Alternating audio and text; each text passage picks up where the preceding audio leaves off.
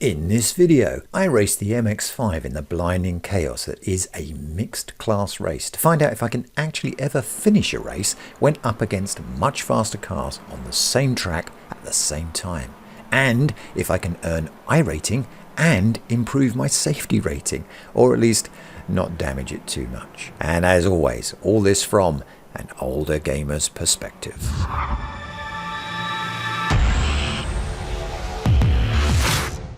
So you did the MX5 rookie grind, finally got yourself a D-class license as fast as possible, just like everyone on YouTube tells you to do.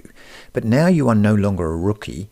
What are your racing options? Well, if you don't mind buying a different car for around $12, give or take, the D-Class iRacing world is your oyster, with plenty of options. But if you want to stick with the MX5, then it's more like option. In this case, the Production Car Sim Lab Challenge is the only game in town for you and your MX5. And this is a mixed class race with 4 different cars potentially all racing on the same track at the same time. The SimLab Challenge also requires you to buy a number of tracks if you want to race the entire season. I have bought a few tracks over the lifetime of my iRacing subscription, but even so, if I wanted to race a complete SimLab season, I would need to buy 7 tracks, preferably as a bulk buy so that I qualify for the discount, although it has to be said the discount only usually pays for the added tax. Either way, it's not cheap. If you just want to try a mixed class race, there are a number of free tracks you can jump into without the additional financial outlay. But it does mean waiting until one pops up, and in between you can always race a rookie track in the MX5 or one of the open wheel cars, or even go oval racing if you dare. So apart from the cost, what's the real problem with a mixed class race? Firstly, if you think a rookie race is the ultimate in chaotic wrecks, you may be disappointed to find that D-class racing in the SimLab Challenge is often even worse. To understand why, you need to understand what mixed class racing actually is. Mixed class racing is all about having different cars racing on the same track at the same time. In the case of the SimLab Challenge, the cars in question are the Ford Mustang FR500S, the Toyota GR86, the Renault Clio, and of course the Mazda MX5, all theoretically sharing the same track at the same time. I say theoretically because in reality most of the races will only see the MX5 racing against the GR86, with the occasional Mustang zipping about and an even rarer sighting of the Clio. At least that's my experience in the splits that I have been in. Not that this should matter, as you're not actually racing the other class of cars. You are only racing the other MX5s, and the other cars just happen to be on the same track as you at the same time. Okay, why? Well, it's supposed to help with overtaking skills, with adjusting to unknown situations, and all that other racecraft stuff that you need to learn in order to get good. In practice, it can often lead to an exceptionally challenging and exciting race, one where you not only have to be guarding your position, but also be aware that other cars, in a race that's essentially separate from your own, may need to pass you at speed. It can also lead to situations where you are being followed closely by a competitor, and slower traffic from another class of car ahead of you slows down your pace, giving your competitor an advantage they would only normally see if you made a driving error. It is in fact a very different style of driving that you will not have experienced in the MX5 rookies. But if you have never tried it, you should, because it can be somewhat awesome. But of course, with great awesomeness comes the ability to lose epic amounts of iRating and safety rating. iRacing does try to mitigate against the most obvious problems of mixed class racing. All the cars will be stacked on the grid in their class, meaning all the faster cars are at the front and the MX5s are always at the back. And this should mean that unless you are very slow, then you, in your MX5, should be able to set off on the grid behind the faster cars and enjoy racing the other MX5s without ever being lapped. Except, no, that's not going to happen. Instead, what you will see is the faster cars spinning off fairly early, often at T1, then coming back on the track just as you pass them, and then seeing them surge up behind you as they struggle to catch up with their own class and be a part of their own race. In this situation, they, the faster cars, are supposed to, according to the driver code, find a suitable place to pass while not endangering the race of the slower classed car. In practice, it's not uncommon for the faster car to take a 4x hit to their incident count and impolitely nudge an MX5 out of their way. Given all of that, is it even possible to earn any iRating at all in the mixed class? And can you retain or improve your safety rating enough to move on from this exciting madness, get a C-class license and compete with just MX5s in the advanced MX5 Cup? To find out if that was even possible, I spent a week racing the SimLab Challenge. I am in fact going to race 7 times over the week to simulate the average amount of times the average iRacer gets to race, and see at the end of it all what effect this has on my iRating and my safety rating. Will it rise like a balloon or sink like a stone? I chose week 3 of season 3. Here the SimLab Challenge is at Charlotte Motor Speedway. Racing a course similar to a previous video of mine where I raced the rookies for a week. Here, however, this is the legacy version of the Roval track, and it's from 2008, and boy does it show. The graphics are substandard, shall we say, and there are a number of significant changes, mostly to the corners that in this version of the Charlotte Roval fail to feature many of the runoffs and rumble strips that make the Roval fun to race. So, given all of that, how did I do? Well, in race 1, I came out of this on the grid at 26, so I had a lot of cars in front of me. There were 16 MX5s in this race and 19 GR86s. I'm car number 11 there in the orange. And we got away to the normal rolling start in the normal fashion, a bit jerky. Some people fell asleep at the wheel and stuff like that. But it was all reasonably well behaved. No crashes at the first corner or anything dramatic like that.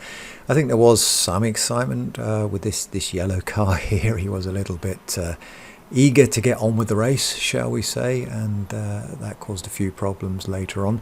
But generally speaking, this lap was fine. You know, and I had high expectations for this race, and I thought, well, here we are at D-Class. Everybody with the D-Class license is better than rookie race, right? Got it? That's what everybody tells us. So we can enjoy some solid racing without any of the usual disasters that we normally see in the rookie racing. And finally, here we go. The pace car is off and we're green to go, and we're coming into the first corner. We lost a little bit of discipline on that lap. I think there was a car crashed for some reason, and a few cars started going down the apron for whatever reason they were doing. But generally speaking, we all arrived in one piece at the start of the race, which is, you know, at least a little bit optimistic. We're tearing along and everything's looking okay, and I'm trying to keep up with the pack. I've got quite a lot of MX5s in front of me. Remember, the MX5s are my race. The GR86s just happen to be on the track at the same time as me. They're not my concern. I don't need to beat them. I do need to avoid them if they're going to suddenly come onto the track or they're going to do some strange things, but I don't need to race them. I just need to concentrate on getting past the MX5s and finishing in front of all of them.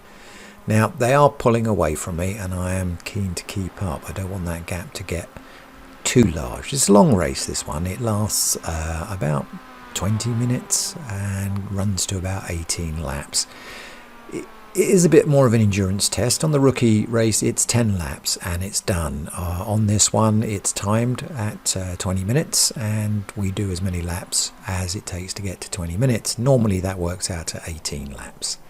I haven't seen any occasions where it hasn't, or it's been done quicker. Perhaps I need to be in faster splits for that to occur. But here we are now, and I can see these two cars in front of me. One's got a bit of damage at the start there. He took a shunt up the back from that purple car while we were doing the hot lap. But we're doing okay, and I can see these two cars are probably going to take each other out. So I'm staying reasonably close to them so that when that happens, I can try and get past them. Unfortunately, I'm a bit too enthusiastic on this. I mean, it's partly to do with the fact that I can feel all these cars behind me and I don't want to give them a gap to get past me. But yeah, I'm too close. When those two cars collide, I hit them. I go off here and I've got quite a lot of damage. I can see all the cars going past me, but I'm trying now to get back on the road because I think I can get round to the pits quicker than a tow would take me round to the pits. But unfortunately, my car is so badly damaged, I actually crash again at the next corner and rack up even more incident points, which is going to hit my safety rating a bit later on. And I end up in the pits for a long, long time. You can see there's a huge amount of damage on my car there. I think if there had been real life, this would now be being loaded onto a trailer and I would be heading towards the burger van for a consolation burger and maybe some fries. Meanwhile, out on the track, various crashes were happening, which would of course help my position even though I was in the pits, with many drivers wrecking in one way or the other. Sometimes it was Toyota on Toyota, and other times it was Toyotas wrecking MX5s. You see here this gate on the right hand side that this purpley blue Mazda is stuck in. That seemed to be a particular car magnet. There was loads of wrecks going on there. And on this corner where this Toyota wrecks, you can see that even the pit car was having a bad day on this particular race. He's got himself wedged on the pit wall there. I've absolutely no idea how he managed to do that. And if Mazzies couldn't find a Toyota to wreck them, they were busy wrecking themselves or nudging each other off. It was just really just cars were wrecking left, right and centre, which for me, stuck in the pits, was a good thing. And eventually I was repaired enough to go back on. That was using the fast repair there, but obviously the tow time takes a long time here. I think it's like 2 minutes 20 seconds, and that feels like forever when you're sitting there. I know it's a 20-minute race and it shouldn't feel like that, but it does. So I paused slightly on the corner there and set off onto the track again. This legacy track doesn't have the entrance from the pits that the modern day track has. It's another thing I got against it. I feel in ways that iRacing is kind of doing this a bit cheap. I've no idea why they stick this legacy track on there. I know that it doesn't have the chicanes, but surely they could take the chicanes out of the more modern version of the Roval track and just have it like that. I mean, how much effort would that be? When I'm playing this, when I'm racing on this particular track, I feel like I've gone back in time and I'm playing on like an old PlayStation or something. You know, the grass looks awful, the sides look awful, even the track doesn't really look that great, and that juxtaposes really with the cars on the track, which look fantastic because they are the modern day cars on there. And this track is from 2008 and it really does look horrible. I mean, it races fine and I like this track. I like the speed that you can get. I like the tactics that you need to use. I just think that iRacing could update the graphics of this track. I know they have other priorities, but you know, at the same time, the SimLab Challenge is a race where you have to pay for the majority of tracks. So it would be nice if some of the free tracks looked a lot better than they could.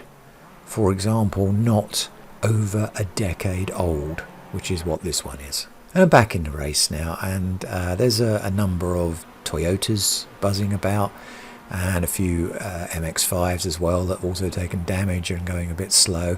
I'm not really in the running now for any kind of place. I'm really just trying to keep my race clean now, to try and earn back a bit of safety rating that I lost through my own ineptitude of staying too close to two cars that were obviously going to crash and then trying to get round to the pit lane and crashing again. So that's my objective here, increase my iRating. I know my safety rating. I know my iRating is not going to get anything from here, and there's no way I can catch up with the leaders. They're just like a lap and a bit ahead of me, and that's not going to happen. But generally speaking, I'm racing alone here, just really keeping an eye on the Toyotas that I don't crash into those or get in the way of the faster ones that are winning their own races.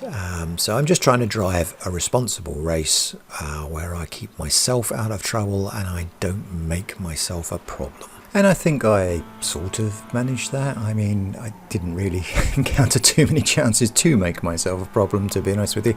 I was racing practically on my own, with the odd Toyota buzzing past me and me keeping out of their way and seeing the occasional corpse of an MX5 on the side of the road. But otherwise, really, I just had the track to myself, and it was just a case of just wandering around for 25 minutes, being uninspired and wondering if I could improve my driving lines and if I could set faster laps, which generally I didn't, because I suppose I just didn't feel the pressure. I wasn't trying to overtake anybody and nobody was trying to overtake me.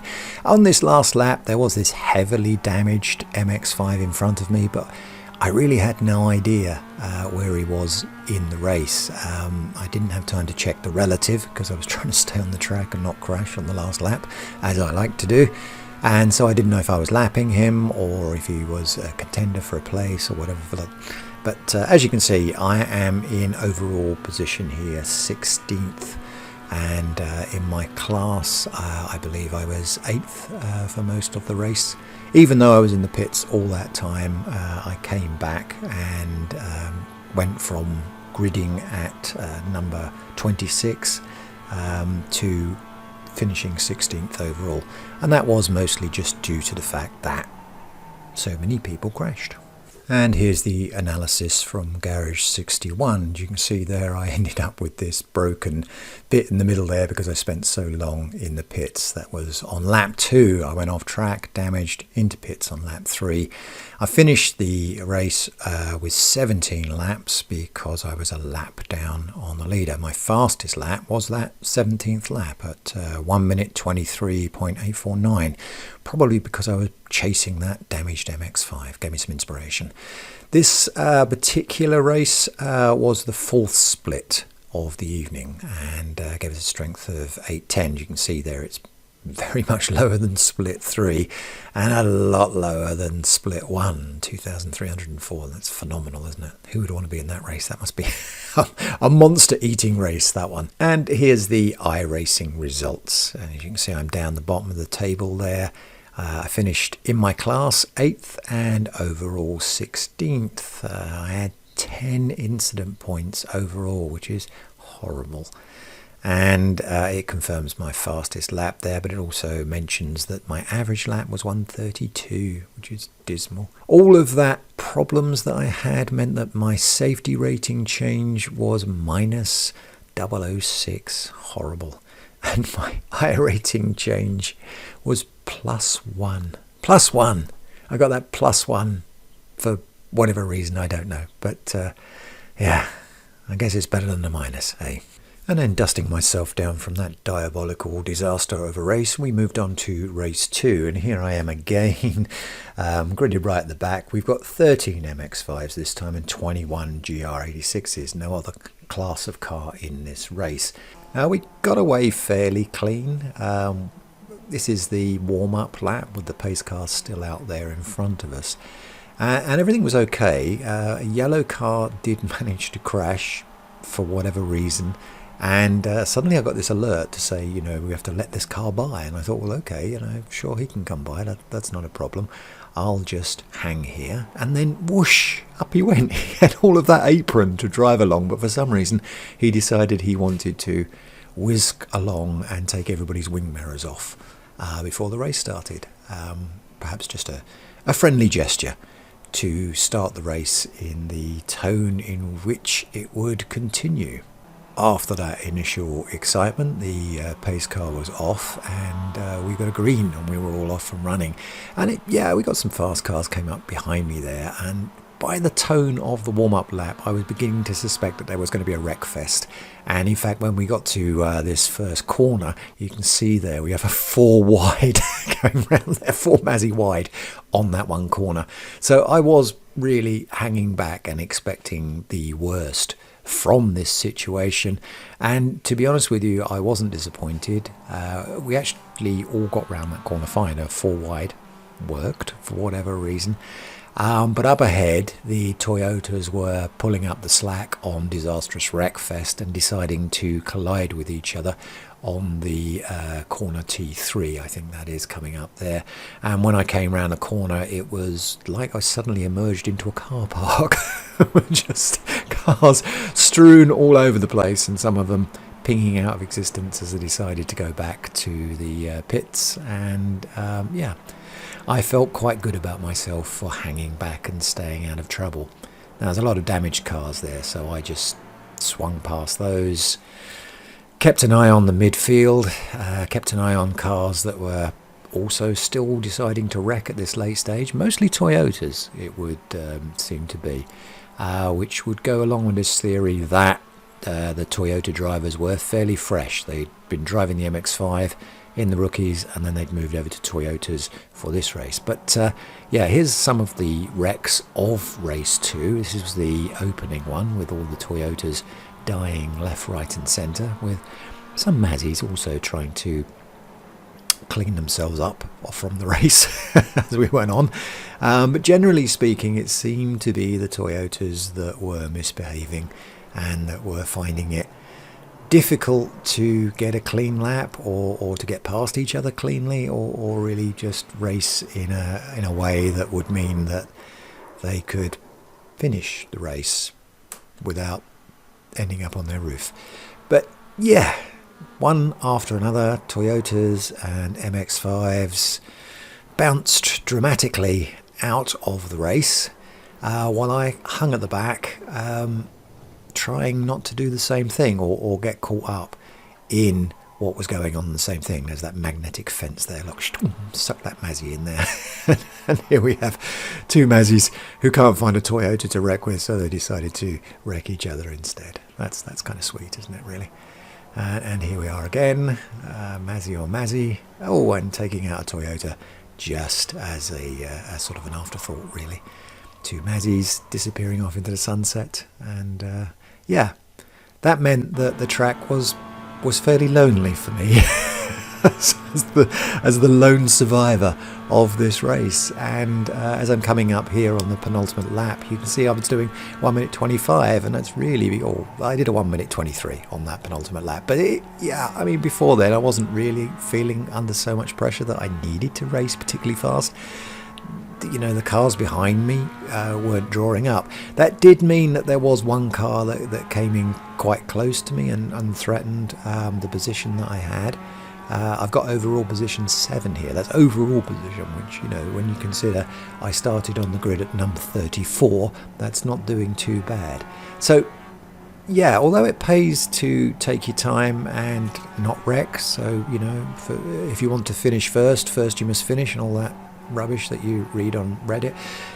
If you take your time, you do also have in the back of your mind that people are going to come up behind you and eventually overtake you, and you will leave those positions. So if you do have an empty field like I had here, don't take it for granted. I did, and as you can see, that red car is in my mirror now. Now I'm on the last lap, so I feel reasonably safe, but I think he was close enough that if this race had gone, another 2 laps, maybe even just another 1 lap, he might have caught me on some of those slower turns, and he might have dethroned me from my final position.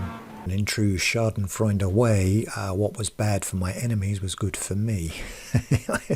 I didn't really do dramatic lap times there. My best was the penultimate lap, lap 17, where I got 1 minute 23.699, which isn't brilliant, but in this case it was enough to get the job done. I was in the 3rd split there with a strength of field of 806.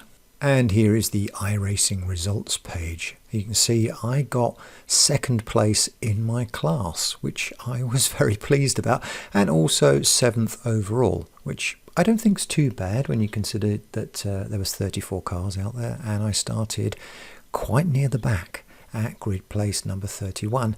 I got 5 incident points. I'm not quite sure how that happened, or whether I got nudged. That might have been the collision at the start with the yellow car doing his thing, coming past all the cars and taking their wing mirrors off. I'm not sure, but either way, it still left me with a positive safety rating change of plus 006.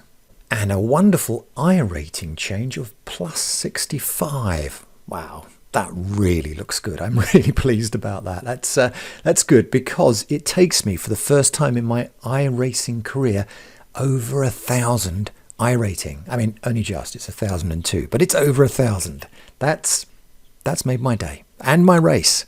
So I'm going on to race 3 full of optimism. And I bet you're thinking as we enter race 3 now that all that optimism will perish and die like the promise of youth. But in fact, you're partly wrong and partly right. Once the pace car had got off, the race got off okay. I mean, there was a bit of tomfoolery, a few cars were chomping here and chomping there, trying to get past, trying to get their position sorted out, as they will.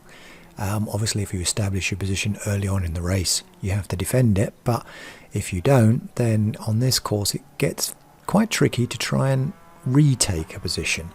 So, yeah, I can see the sense in that. I can see that it's good to get your position early, so long as you can do that without actually wrecking your car. That's fine. And most people seem to be able to do that, and we got through the first few corners, those tricky corners that can turn the entire course into a giant car park of despondence and despair, and we were out onto the banked curve. Now once we get to this area, things open up a little bit. The Toyotas try and get as fast as they possibly can. You would think they would outpace the Mazzies, but the Mazzies, being a bit lighter, can often hold their own on this straight, which is nice to see. But as we came round this corner, everybody started to bunch up really badly. The Mazzies were either coming off the gas a bit too quickly, or the Toyotas were wavering under the accelerated braking, and we reached this point. Disaster and mayhem ensues. Seen from another angle, you can see the Toyotas taking each other out merrily there and flipping backwards in the air with great enthusiasm, skidding off all over the place. And in the back there, the Mazzies, not wanting to be left out, decided to join in with this mass carnage, which left really just the rest of us to pick our way through the debris and continue our race, which is what I did. And because so many cars got wrecked there, I think most of them ended up in the pits for a prolonged spell of repair and recovery. My race looked like this, really. A lot of empty track in front of me. At one point in the race, I did pick up this green car behind me, and he was very enthusiastic, trying to get past me. So enthusiastic, in fact, that he decided to overtake me using the apron on the inside here. And I was kind of getting the idea that really he was going to overtake me no matter what. And really, I wanted to finish the race, so I decided to let him go. Sometimes, you have to give a position to gain a position, as it were. And I just wasn't prepared to wreck out on this guy's ego, so I let him overtake me under really the knowledge that the way he was driving, which was fairly erratic, and it looked to me close to the limits of his ability, that he would at some point wreck anyway, or wreck somebody else ahead of me. So I was going to keep away from him and not worry too much about that lost place. As you can see just in the distance there, whether you can make it out, the green car that was driving directly on my bumper is now driving directly on the bumper of the yellow car. That was the point where I thought, I'm going to let him go because he's going to wreck me. Now this yellow car is obviously made of sterner stuff than me, and he's decided he doesn't want to let him go. And the result is, at the end of this corner, they both crash on the turning. And I seem to remember that the green car then complained that it was the other car's fault. We just take a look at that from a different angle. You see we come down the straight here, and on this corner it's 50-50, isn't it? The yellow car comes across, the green car comes across. They both really collided with each other. Perhaps the yellow car should have been a bit more hesitant, but as I say, the green car was driving hard. He was driving other cars hard, and when you do that, you take a risk. I don't think it's worth complaining afterwards. If you drive that hard and you get away with it, then great. But if you drive that hard and it causes a wreck, then you've only really got yourself to blame. But either way, during this race, I had some luck. I had had some good driving, and I did reasonably well out of it. And I could see coming into this last lap that we're on now, I was running second in my class, which I thought was really good. Unfortunately, up ahead, there's this white car, number 22. He was being a bit troublesome with this orange car that's just wrecked over here. The orange car had the blue flag on him, but the white 22 just wouldn't let him pass, and the result was that they wrecked on that corner. Unfortunately, I think that orange car was then pretty much out of the race on the final lap, which is pretty awful. And as you can see, we're coming down here now. This white car is a Toyota, so he's not racing me unless you're looking at the overall standing. But neither one of us are going to get on the podium of the overall standing, so there's nothing really here to gain. But he's still gunning for me. He's really coming up fast, and I'm aware of this, so I try and stay out of his way. But bam, he nudges me just short of the finishing line and goes across to gain that better overall position for me. He would rather wreck me and spoil a possible second place for me rather than get an overall position that wasn't even on the podium. That was awful driving that he did. As I say, he refused to obey the blue flag of the orange car, the other Toyota, and ruined his race. And then just short of the finishing line, he nudged me off and very nearly ruined my entire race by dissolving my second place into a meatball wreckfest. Let's just look at that from a different angle. You can see from the rear chase view of car 22, we're coming around the last bank corner there. This is the very last stretch of this race. Now, he could just go round me or put his foot off the brake, but he doesn't. He just nudges me out of the way and goes for the meaningless overall place that he finally got, which is really sad, and it really left a bad taste in my mouth over this race, which is a shame because overall that race was fun and I did reasonably well in it. So despite that bad taste in my mouth, I could at least savour the victory that it was. I got the fastest lap here on lap 12, which was 1 minute 23.663. But that's okay. The rest of the laps were around 124, 125, and that was a lot to do with the traffic. This course with this many cars on it is difficult to try and get fast laps and be consistently fast, and it's because you have these slower cars like the Toyota on the corners holding you back, and then when they're on the straight pulling away from you again, so you find it difficult to overtake them. And I think a lot of these slow laps that I got here, the 124s and 125, was due to the fact that I had the blue Toyota in front of me, and he was a really good driver, but he wasn't as quick as my car on the corners, and that's understandable. I get that. So really, some races you need to be looking at average lap times very, very closely, and other ones you just really need to be thinking, can I get a good place out of this? Can I tactically work my way through the pack, stay on the track, not wreck, and get a good place? And here you can see the race splits here. I was in the fourth split and the strength of field was 877. It really is quite incredible how the splits rack up strength of field as the further up you go on them. Look, 2,179 in the first split. That's unimaginably fast cars racing around that track. And here we have the official iRacing results. And again, I'm second in class, which I'm really pleased with. That's 2 silver medals for me. I was 6th overall due to the Toyota's, shall we say, non-sportsmanship way of racing there towards the final line. And he got 5th overall place and 4th place in his class. So he really gained nothing from shoving me off the track. My safety rating went up despite the fact that I got 5 incident points due to mainly car 22, but I still got plus 007 safety rating change, which I was pleased with. And also due to the second place there, I got an iRating change of plus 71. So I'm maintaining my 1000 plus iRating for the moment. And as I entered race 4 of this week of 7 races, I did wonder how long my luck would actually last and how long I would retain a plus 1000 iRating. On this race I qualified reasonably well, and I was gridded 4th out of all the MX5s. There's 17 MX5s in this race and 17 GR86s, so 34 cars in total, at least at the very start there were. I think we actually lost 1 or 2 during the warm-up lap. And here the safety car is off, and we're off, and we're trying to race, and I'm kind of hanging back a little bit whilst trying not to lose my place. There were a lot of netcode issues during this race. A lot of cars were blinking in and out of existence, which of course makes it very difficult to figure out what's going on. Nice friendly shunt there on that corner from the MX5 behind me, who didn't know where his brake pedal was.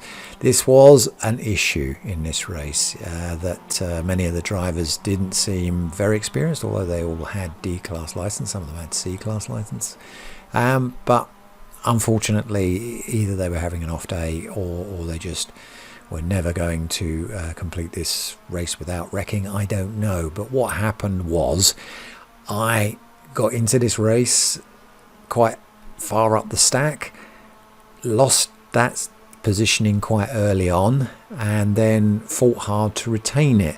And I was doing reasonably well. I mean, you can see the cars are pulling ahead of me here, but on this next corner, I am catching them up.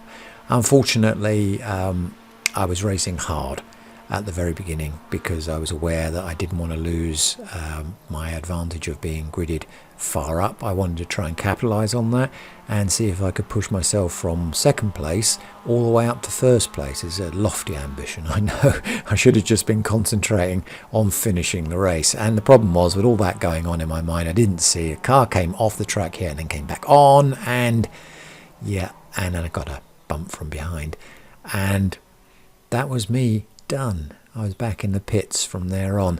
It was my fault. If we look at that from a different angle, you see we're coming past T1 now and into the hard left corner before we come up on the loop here.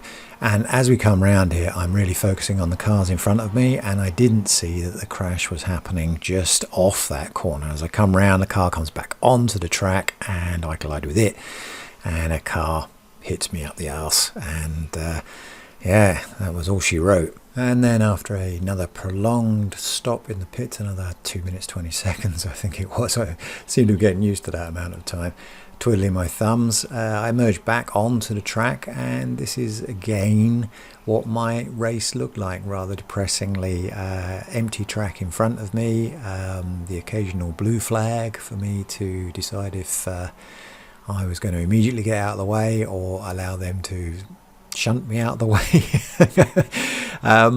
But I thought this time maybe I'd try and make the most of this empty lap area of time that I'm in and see if I could do something to improve my laps, even without other cars chasing me. It would be good practice. If I'm ever in the lead, I need to maintain fast laps, so this would be a good time. I'll just pretend I'm in the lead and I really want to do a fast lap. And here I am coming down on lap 12. Lap 11 I did a 1:23.183, and the spotter kept telling me that was your fastest lap yet, that was your fastest lap yet, and I kept thinking, okay, you know, I'm doing okay. There's empty track in front of me, there's nobody behind me, I'm not under pressure to do anything. Look, I'm at position 22. All right, there's still 6 laps of this race to go, but I'm unlikely to make up too much position, even if all the MX5s like diabolically collide with each other and I'm the only one left. You know, that's probably the only way that I'm going to get any kind of decent positioning on this race. So given that I have nothing to lose here, I might as well push it as hard as I can, and that's kind of what I did, at the same time being aware that some of those turnings, that little snake that we just went through there, do seem to go a bit better if you take them slowly. So it's one of those things in iRacing, is that you can't attack every corner as though it needs to be done with your foot on the floor. Sometimes going slower off some of these corners puts you into a better position to come out of the other side a little bit faster. And as I came round here, I was thinking to myself, this feels fast, this feels really fast, and I'm really hammering it here, wondering if I'm going to be able to brake for the corner on. And then yeah, there we go, 1 minute 22 seconds 0.837. That is so far my fastest lap on this track ever. And I was really pleased with this. In fact, anything smugger than me was perhaps this wire fence, which was ending the race of many a Toyota driver ensnared in its wiry embrace. Did some MX5s as well, just to show it was an equal opportunities disaster area. Despite all of that crashing, I still didn't do very well. I finished 20th overall and 9th in my class, which is pretty diabolical when you think about it. And I racked up 9 incident points doing so. This is the split here, and as you can see, we were the 4th split of the night, with the strength of field being 1,151. Split 1, 2,303. All of that meant that my iRating went up a stonking +2, and my safety rating went down -002. So good news, bad news. On to race 5. And race 5 continued with this. It was more sort of bad news, good news, bad news, good news, bad news. Here we have the start, and somebody at the front there has read the racing code, which says you're supposed to leave a gap between the slower cars and the faster cars. And this driver has decided to leave a gap the size of the Grand Canyon. And because of that, I ended up getting a 4X there straight away from a car who was rammed himself into me, and lots of other cars got that. So by the time we get the green flag and the race starts, everybody's in a real bad mood. They're all shouting at each other over the radio. Everybody's got 4Xs all over the place. The lead car there isn't answering at all, apart from his one communication to say that he was going to leave a gap. He then didn't communicate at all what he was doing, and so it caused pandemonium, really. In my view, if you're going to leave a gap, you should just leave a smaller gap, not really go overboard on it, and certainly be not a race dictator where you decide that there should be this enormous gap and sod anybody behind you who might get a 4X because you're causing pandemonium. As long as you're in the lead and you can continue the race, that's the most important thing, right? So I recovered from the 4X and this bad start and started overtaking a few cars and trying to gain back the ground that I'd lost because of that very poor start. We had 22 MX5s in this race, but just 11 GR86s, so quite why you thought we needed such a large gap for so few GR86s, I have no idea. Most of those wiped themselves out at T1 anyway, but what the hell. At about the midpoint of the race, it did start to improve slightly. We've got this lovely fiery toned MX5 coming past me here, and he'd caught me up and overtook me, and he turned out to be a great race partner because he was about my ability, and I was enjoying really racing with this guy. I would overtake him and he would overtake me, and we would go backwards and forwards like that. I seem to have the better straight speed than him. I could catch him up, and then on this corner that comes up on the bank turn, I could use the drafting and edge on the inside there, just catching the apron, forcing him back up onto the top, fighting my driving line as I should, and get past him. That's my better bit.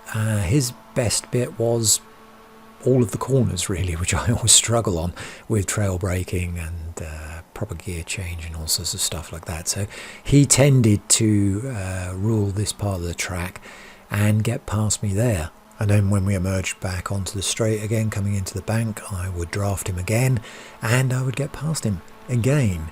And we did this a number of times, and I guess, you know, listening to it now and just watching it here can sound rather boring, but actually it was very exciting because we had this part of the track to ourselves, and it was our own private race, if you like.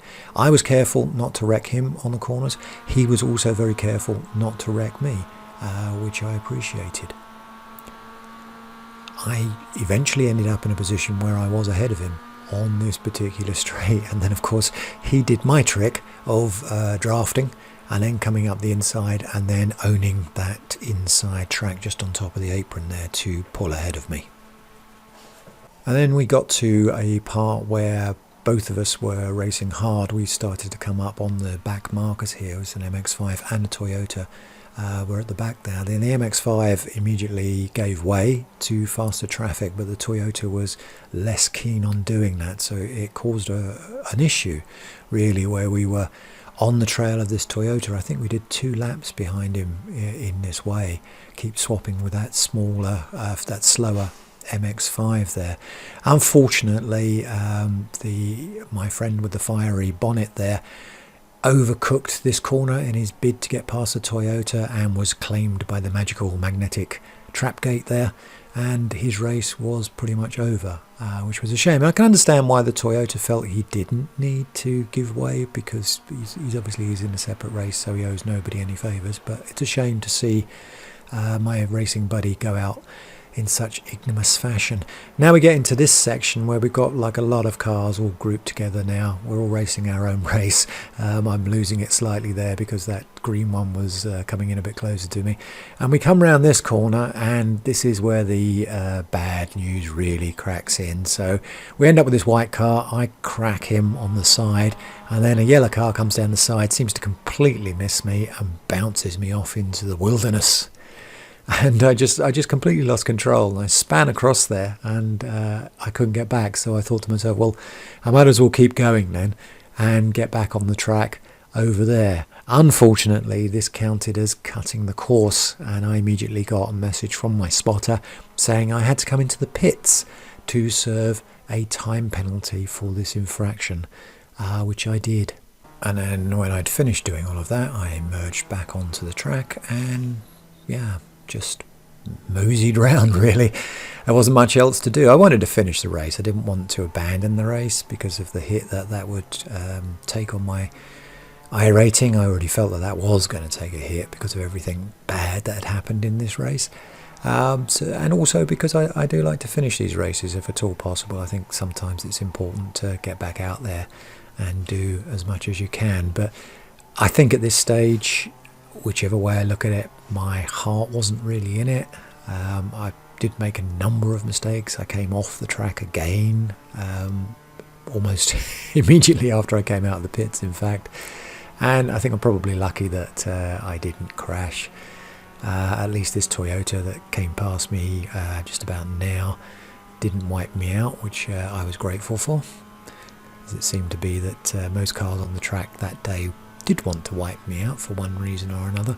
And as we came into this last bend, I was internally grateful that this bit of a nightmare of a race that started badly with the staggered start that driver had enforced on all of his MX5 cohorts, and had got worse with that huge crash that I had in the middle of the race. I was glad that this race finally ended. So we look at the analysis here from Garage 61. You can see the bad news there straight away, the amount of times that I was in the pits. But there is also some good news there. I did 2 laps at 1 minute 22. So my consistency on the 1 minute 22 lap is starting to improve. I could do with a few more of those, but at least I got those. I think that was mostly down to the car that I was racing in my own little private race there, pushing me harder and allowing me to create these lap times. Here we are in the splits. I was in the 5th split there with the 806, and the top one was 2,225. And the disappointing race results here. I started on 17, grid 17. I finished the race in my class 12th.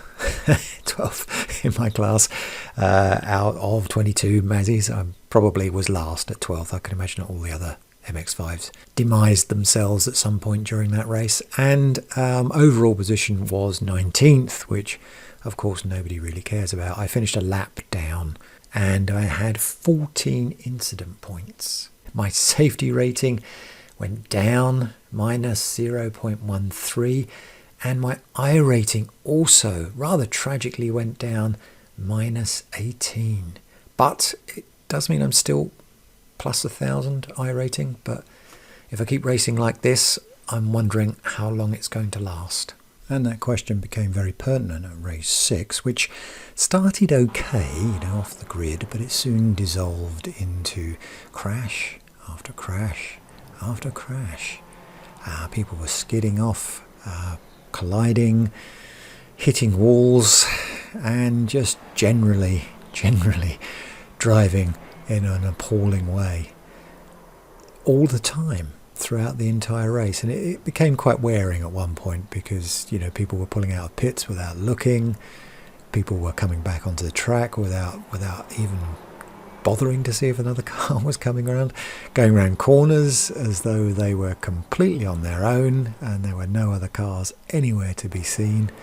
This poor Mazzy gets shunted on a brake, shunted from the back, and then eventually this Toyota spins him out. It's just appalling driving, really, from all angles, and it was just to do with the races of that particular split.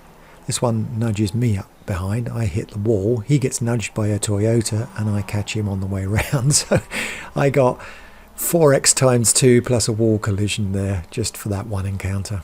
Marvellous. And this Toyota helpfully nudges this Mazzy out of the way because, why not? Just why not? And of course the fence was doing particularly well that night, capturing a few cars here and there. On this course, this fence really does seem to be the big winner. Or at least having the last laugh of the race. And it's good to know that at least something was getting a laugh out of this particular race.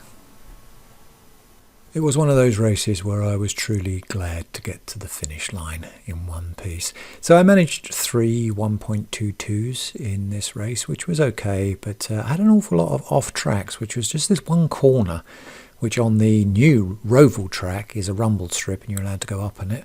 But on this particular track, if you go just a bit too close to it, then you get an off track, which is another irritating thing I don't like about this particular track. And this was the strength of field, and as you can see, 774 for the split that I was in, which would seem to indicate that yes, the level of driving was not the highest it could possibly be. Given all of that, and given that pretty much everybody seemed to be crashing and wrecking themselves out, I got 3rd place in my class and 8th place overall. 12 incident points though. Knocked my safety rating down minus 006, even though my iRating went plus 41, which wasn't brilliant either, but was to be really expected at this level of strength of field. And finally we get to the end of this grand experiment with race 7. And again, race 7 was one of these irritating races where the car at the front, this rather horribly coloured purple car there, decided to leave a gap between the MX5s and all of the Toyotas in front. On this race there were 17 MX5s and 17 GR86s. You can see the GR86s just wandering past in the background there. They didn't really have a great race either, the GR86s. One of them crashed actually on the warm-up lap. But because this MX5 with the horrible purple colour decided to go so slow, nobody really got any kind of tyre warming done at all here. This is why everybody's starting to weave about here and people are crashing into the back of each other. You'll notice as we come onto this part of the track now, we're about to go green. Even though we're miles away from the starting line, we are about to go green. And so a lot of the cars now, you can see they're hanging back. They're putting on the brakes, they're trying to warm their tyres up, but they're trying to leave a gap with the car in front. That's because they know that just before it goes green they can put their foot down, still technically maintain the formation, but give themselves the advantage of being able to power pass the cars in front. So yes, it is an exploit, and it is one that iRacing do need to address. So basically I went from, I think I was gridded 3rd there after qualifying for that position, for earning that position, and finding that an exploit that was being used, plus the purple car being such a dick, with the gap that he was leaving and slowing everybody down, meant that I powered my way to the back as though my MX5 was in reverse. The purple car himself was gridded at the front there, because apparently you can go around the track really fast if there are no other cars on it. But when there's traffic, when there's other cars, then he does not seem to know how to drive. And as you can see, we're coming around the corner here. Quite quickly he loses the grip of what he's doing, crashes into the one beside him, who crashes into him, who crashes into him, who goes off the barrier, and yes, it's a mess. That was the purple car again. In fact, the purple car was causing all sorts of mayhem in that race, and proving that really, when he had other cars on the track, he wasn't the best driver at all. Even when he came out of the pits, he caused a problem by not bothering to look if there was another car coming, just pulling straight out in front of it and causing an accident there before poodling off in search of another way of wrecking himself, which seems in this case was this corner where he lost control and skidded out. Unfortunately, I wasn't immune to his charms either. He came past me at one point, but I managed to get the place back again as we come down to the lap marker here. I can see the white car jostling beside me, and that's fair enough. You know, we've got both our driving lines here and we're trying to pay as much attention to it as we can. But when we come round the corner, purple car takes out the white car, takes me out as well, bounces me off the barrier, and I end up on my roof. This is probably the worst crash I've had of this entire week, and of course I end up in the pits. Let's just take a look at that from a different angle. We're coming up on the corner there. White car is pinging out of existence, but the purple car just takes him out, slams straight into me, kills us both, and skids off down the track into oblivion, probably taking himself out as well. That was a disappointing end to that race for me, and a disappointing end also to this particular week of racing. So over the Garage 61 interface we can analyse that race. There's nothing really remarkable to look at here. I got 3 1-minute 22s, which I guess I'm pleased with, but the overall tone of that race left a bad taste in my mouth, so it's a hollow victory, shall we say. And over at the iRacing results, you can see I got 9th in class and 18th overall, which is fairly dismal, and I also got 8 incident points for my pains. This meant that my safety rating didn't change at all for whatever reason, I've no idea, but my iRating changed by -4. And at the end of the week it all looked a bit like this, which is both pleasing and disturbing in many different ways. I mean, I'm pleased that my iRating went up 158 points, but it doesn't feel like a lot for the amount of work that went into it. It was some very hard races there that I had to fight very hard to get those results, and a lot of races where my results were spoilt by people acting either very badly or being just very bad drivers. As a case, I think personally, of following the advice that you have to get out of the rookies as quickly as possible, get your D licence and move on. And I find that those people, when they're out with their D licence, have not learnt enough to be out racing in a D licence. They need to stay in the rookies for a little bit longer. -0.22 on the safety rating, yeah. That's also very disappointing, because a lot of those were not my fault. I was shunted from behind many times during the warm-up lap, mostly because somebody at the front decided to keep a gap, as the racing code says, but not really understanding what that meant. They kept too big a gap, and it caused all sorts of issues. So yeah, I'm pleased with the 1-minute 22 fastest laps. I'm pleased that I kept doing that. It wasn't just a one-off fluke. It was in fact something that I could do fairly consistently, given the chance, given the track space to be able to do this. At the beginning I did say that this was a race that's difficult. It's multi-class, there's all sorts of stuff going on, all sorts of calamity, all sorts of chaos, but I still recommended this race. I still said you had to try it because it's so different from anything that you've ever tried anywhere else on iRacing, and I still feel the same about that, with a caveat on that you probably don't want to spend money on this. You probably don't want to buy a car to race this unless you find that you really like it. You don't want to buy a track to race this until you've tried it. So you do need to wait for a free track to come up. You do need to race either the MX5 or the GR86 to find out whether or not it's for you, because it's as wonderful as it is frustrating. A lot to do with the drivers that you're teamed up with and whatever split that you end up being lumped into. If that split is a good one and you've got some great drivers who know what they're doing, and by know what they're doing I mean know where the brake pedal is, for example, then you're going to have a good time and you're going to have a good race and you are going to come away with a big smile on your face.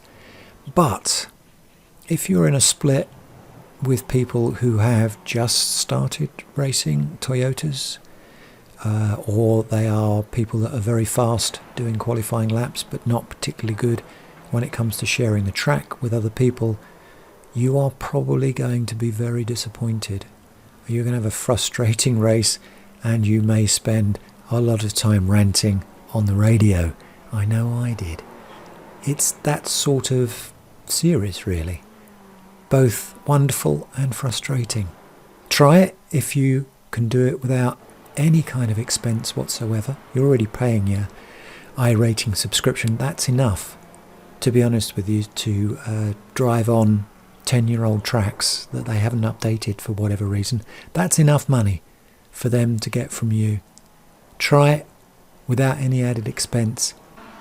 If you like it, then maybe think about buying the Ford or the Clio and see where that takes you, or perhaps invest in one or two of the other tracks. But otherwise, treat this series with objective care and only go near it when you're in a really good mood. Personally, I'll be driving rookie races for a while. I really need to learn some good racecraft. I'll dip into the multi-class if there's a free track. But until then, find me on a rookie track. If you enjoyed this video, don't forget to click the like button, and if you haven't already done so, subscribe.